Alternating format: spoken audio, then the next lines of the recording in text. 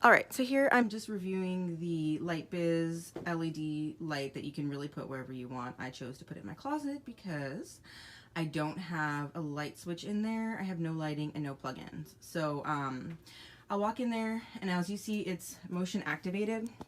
It's really bright. Voila! Don't mind my messy closet. You can see everything nicely. It lights it up really well. It's rechargeable, which is great because you can just kind of pull it off. It comes with this sticky strip on the back of it. So you can just kind of take it off wherever you decide to put it, and you can plug it in and recharge it. The light is also adjustable.